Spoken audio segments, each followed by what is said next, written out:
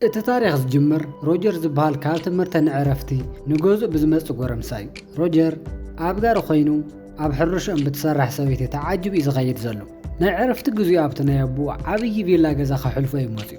ኮይኑ ግን ናብቲ ገዛ ቦይነ ኣይኮነን መፂኡ ካልኦት ተጋይሽ እውን ኣለዎ። ሮጀር ነታ ጠዋት ኣብ ምሕባእ ዝኣበየ ክዳን ዝተኸደነት ሰበይቲ ብዘይ ምቁራፅ ክሪኣ ጀመረ። እቲ ዝርኦ ነገር ድማ ብጣዕሚ ሕጎሱ። ናይ ጉርምስና ዕድሚኡ እውን ስለ ዝበፅሐ ከም ማንም ወዲ 16 ዓመት ናይ ፆታዊ ስምዒቱ ክምርምር ቆሪፁ ተለዓለ። እታ ሰበይቲ ሌፐር እንትበሃል ሮጀር ከመይ ይሪኣ ከም ዝነበረ ብደንብ ዝተውዒላትሉ እያ። ይኹን እምበር ዕድሚኡን ሆርሞንን እየላሓለፈቶ። ካብኡ እቲ ጽዕነት ናብ ገዛ እንትበፅሕ ሮጀር ናይ ገዛ ኣባላት ብዝኾና ብዙሓት ኣዋልድ ኣቀባብላ ተገበረሉ።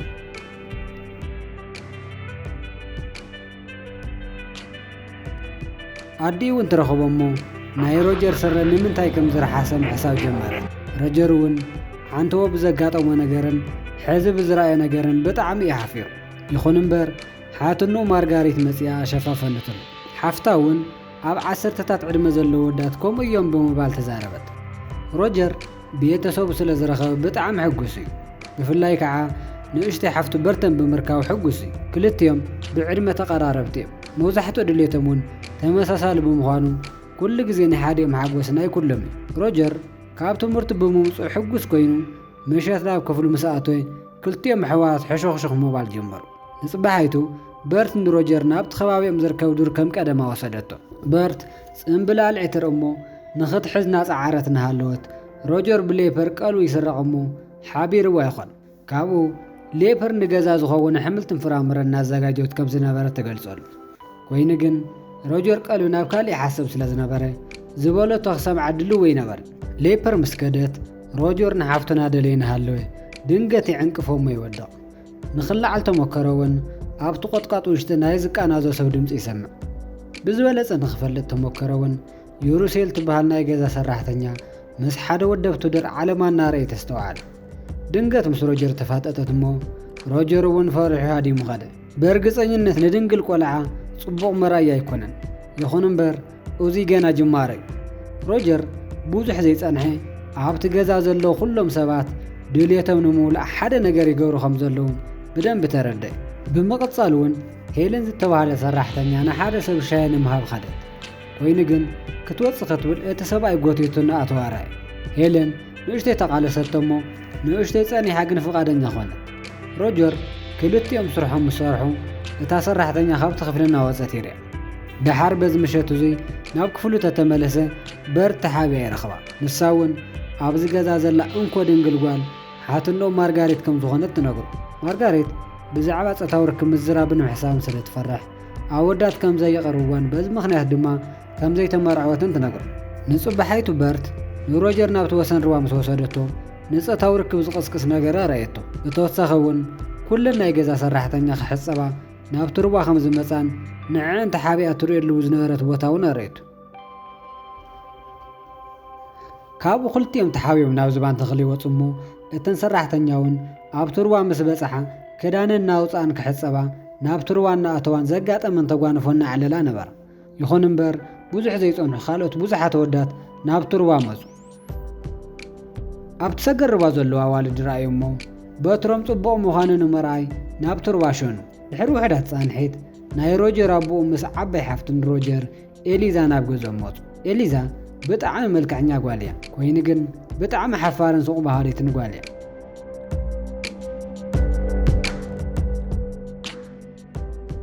ንኹሎም ናይቲ ገዛ ቤተሰብ ንሓቆፈት ድማ ሰላም በለቶም። ንሮጀር ጥራሕ ድማ ግንባር ሰዓሞት። ኮይኑ ግን ሮጀር ከምቶም ካልኦት ስለ ዘይተሓቆፈ ብኣ ተናደደ። ብኻሊእ ወገን በርት ዝኾነ ነገር እናሓሰበት እዩ። ንሮጀር ናብ ናይ ማርጋሪት ገዛ እናጎተት ትወስዶ እሞ ክልቲኦም ናብ ኮርኒስ ኣተዉ። ኩሉ ግዜ ማርጋሪት ትጽልየሉ ክፍሊ ድማ በፅሑ። ካብኡ ማርጋሪት ምስ ኩሎም መወዳት ምቅራብ ንምንታይ ከም ትፈርሕ ተዛረበት። ኮይኑ ግን ሮጀር ናብ ገዛ ካብ ዝመፀሉ ዕለት ጀሚራ ብኡ ከም ዝተማረኸት እውን ተናዘዘት። ከምኡ እውን ብዛዕባኡ ብዙሕ ነገር ከም ትሓስብን ብሕልማ እውን ምስ ሮጀር ዝኾነ ነገር ናገበሩ ከም ዝሓለመትን እውን ተናዘዘት። ሮጀር እውን ሓትኑ ምስኡ ንምርኻብ ሓሳብን ሕልምን ከም ዘለዎ ብምፍላጡ ብጣዕሚ ደስ በሎ። ዘይትዕድል ተኾይኑ ግን ሓጎሱ ብዙሕ ኣይጸንሐን። ምኽንያቱ እቲ ኮርኒስ ይፈርስ እሞ ኣብቲ ቅድሚ ቀሺ ወደቐ። ካብኡ اتقشن مارغاريتن اتزغورو نغرنا اديو تزاربو اديون كمزي عينت سحتات سرح قلعه تايب كم تقاطع طفا وين ግን اتقش قطقط كم زلو تزارب مارغاريتون بحساو تسمع معمو زوبان قطقطتو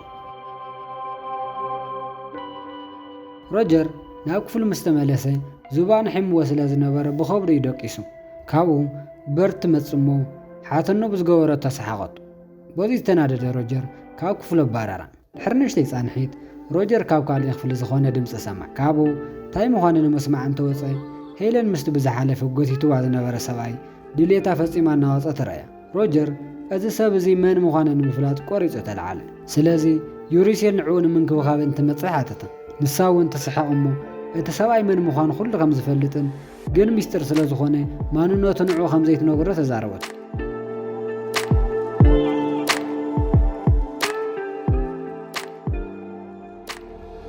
ካብኡ ነኩኡ ፍራንክ ንኽሓቶ ወሰነ ልክዕ ኣብ ክፍሉ እንትበፅሕ እውን ብቴሌስኮፕ እናረአየ ኢዱ ግን ኣብ ሕፍረተ ስጉእ ገይሩ እናሃለወ ረኸቦ ፍራንክ እውን ሮጀር ከም ዝመፃ ምስ ረአየ ዝገብሮ ዝነበረ ነገር ኣቋሪፁ ካብቲ ክፍሊ ወፂ ኸደ ካብኡ ሮጀር ናብቲ ቴሌስኮፕ ቀሪቡ እንተረአየ ኣብቲ ሜዳ ክልተ ፍቕረኛታት ጥራሕ ነብሶም ረአየ ብተወሳኺ እውን ፍራንክ ገዲፍዎ ዝኸደ ማስታወሻ ደፍተር ረኸበ እንተንበቦ እውን ኣብ ውሽጡ ስምዒት ቀስቀስቲ ዝኾኑ ጽሑፋት ናይ ብዕልግና ከም ዝሓዘ ዝተውዕለ ሮጀር በቲ መጽሓፍ ብጣዕሚ ይሓስብ እሞ ምንባብ ይጅምር ግን ሕዚ እውን ቤተሰቡ ከይሕዝዎ እናተጠንቀቐ እዩ ሓደ መዓልቲ ሮጀር ኣብ ደንቢ ኮይኑ ናንብበ እናሃለወ ናይ ገዝኦም ሰራሕተኛ መፀ ሮጀር እዚ ምስ ረኣየ እውን ከይርከብ ተሓበይ ካብኡ ሄለን ትመጽሞ ነቶም መፍራስ ብመሽኮት ምግቢ ምሃብ ትጅምር ይኹን እምበር እቲ ናይ መሽኮት መዕፀዊ እቲ ሰራሕተኛ ዓፀው በዚ ምኽንያት ሄለን ተቐርቂራ ቀረየት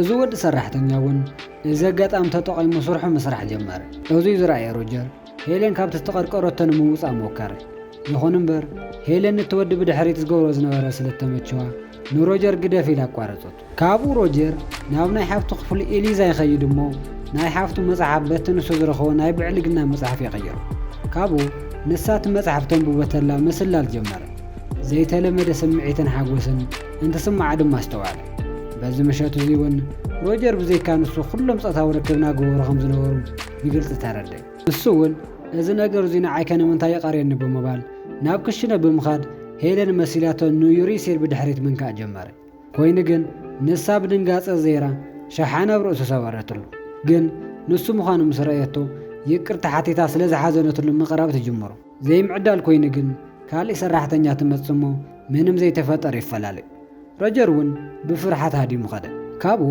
ኣብ መንገዲ ሌፐር ይረኽባ እሞ ንሳ እውን ምስ ፀታዊ ርክብ ንምግባር ትሰማማዕ ይኹን እምበር ብዙሕ ዘይጸንሐ በቲ ፖስታ መቐበሊ ሰብኣይ ምኽንያት ርክቦም ተቋረፀ ኣብቲ በዓል ፖስታ ዝሓዞ ጋዜጣ እውን ቀዳማይ ኩናት ዓለም ብምልዓሉ ምኽንያት ኩሉ ወዲ ተባዕታይ ናብ ኩናት ክኸይድ ከም ዘለዎ ዘርኢ መተሓሳሰብ የርኢ በዚ ምኽንያት ዝቕፅሉ መዓልትታት ንሮጀር ሕማቕ መዓልትታት እዩ ምኽንያቱ ኩሉ ሰብ ምስ ዝፈትዎ መዓልቲ እንትሕልፍ ንሱ ግን ተዓዛቢ እዩ ነይሩ ካብኡ ብዙሕ ዘይጸንሐ ደቂ ተባዕትዮ ናብ ኩናት ንምስናይ ኣብ ዝተዘጋጀወ ድግስ ሮጀር ምስቲ ኣስሚ ከም ዘለቶ ምኽንያት ዝተዛረበ ፍራንክ ኣብ ገዛ ከም ዝቐሪ ይንገሩ ካብኡ በርቲ ናይ ኣዲኦም ኑዛዜ ንምስማዕ ንሮጀር ሒዛት ትኸደ ኣዲኦም ምስ ሰብኣያ ብቐሊሉ ስምዒት ከም ተኣቱን ኣብ ፀታዊ ርክብ ግዜ እውን ምስ ሰብኣያ ብብዙሕ ፖዚሽን ከም ዝገብሩን እዙይ ድማ ሓጢያት ኢላ ከም ተኣምን እናተናዘዘት እቲ ቀሺ እውን ንሳ ዝተሰማዓን ዝደልየትን ምስ ሰብኣያ ናይ ምግባር መሰል ከም ዘለዋ ይነገር ድሓር ኣብ ሩባ እናሓመሰ እናሃለወ ሓንቲ ሰራሕተኛ ኣብቲ ወሰን ኮይና መጽሓፍ እናንበበት ይርኢ ንሱ እውን ተጸጋዓ እሞ ልክዕ ከም ሊፐር ኣጠዓዓማ ሮጀር ሕዚ ንተኸታተል ካልኣይ ግዜ ኣዋልድ ምጥዓም ተሳኺዑለሉ በዚ ምኽንያት ሮጀር ማርጋሪት ንምቕራብ ዓርሰ ምትእማኑ ወሰኸሉ ቀሪቡ እውን ወዲ ምንም ዘፍርሕ ነገር ከም ዘይብሉ ረኣያ ድሕሪ ዝተወሰኑ ሰሙናት ሮጀር ኣብቲ ገዛ ምስ ዘለዋ ኩለን ሰራሕተኛታት ምስ ሓትኑ ማርጋሪትን ምስ ሓፍቱ ኤሊዛን ምስ ኩለን ደቂሱ እዩ ካብኡ ኣብቲ ገዛ ዘለዋ ኩለን ብዘይካ ኣዲኡ ሙሱ ኣንሶላ ንኽጋፈፋ ሰልፊ ምስላፍ ይጀመራ ሮጀር በዚ ነገር እዚ ብጣዕሚ ካብ ምዝንጉዕ ዝተለዓለ ኣብ ሓደ ግዜ ምስ ሰለስተ ዋልድ ፀታዊ ርክብ ምግባር ጀመረ ይኹን እምበር ኩሉ ነገር መወዳእታ ኣለዎ እሞ ናይቲ ገዛ ወዳት ካብ ኩናት ተመሊሶም መፁ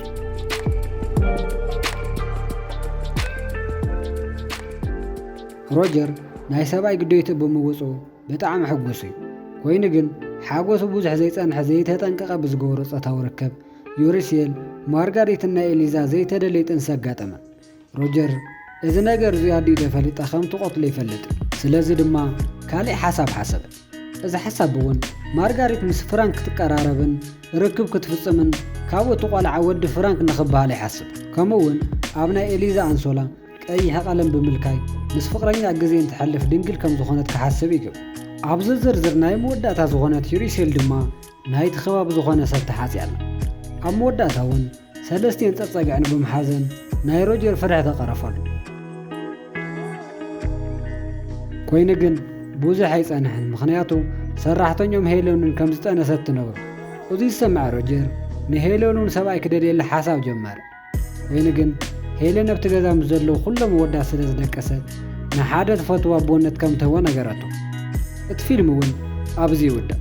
ክቡራት ናይ ማዕጾናት ዩብ ተኸታተልቲ ነዚ ቪድዮ ላይክ ነዚ ቻናል ድማ ሳብስክራይብ ብምግባር ኣበረታትዑን እናበልኩ ኣነ ብዚ ክፍለየኩም ሰሰናይ ንዓኹም።